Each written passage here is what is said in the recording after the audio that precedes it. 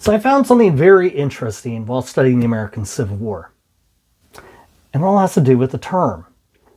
If people in the South are white and aiding the federal cause in any way, they are called a Unionist. If African Americans are doing the exact same thing in the South, they're not called that. Even in the literature, this is found. Now, if it's about the American Revolution, we have Black patriots and Black loyalists.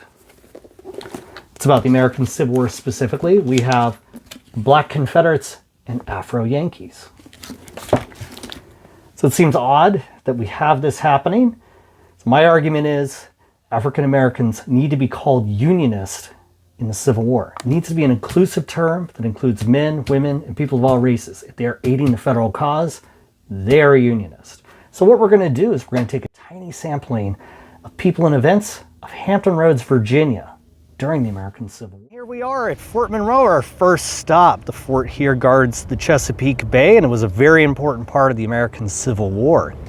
Now behind me is actually one of the main entrances here. So in the spring of 1861, you would have had thousands of African Americans coming in here. They had self-emancipated themselves from the grips of the Confederacy and slavery and came here. They would start out as paid laborers and guides for the Union Army. The New York Times mentions an interesting thing in June of 1861. He says that they expressed their willingness to enroll in the new corps of Virginia Union Volunteers. This was far before they could be soldiers and reflects Unionist ideas even very early on. However, the Confederate leadership was also aware of this. In the region, they call these people allies of the Yankees. So we're going to go ahead and move from this location to our next one and talk about 1862.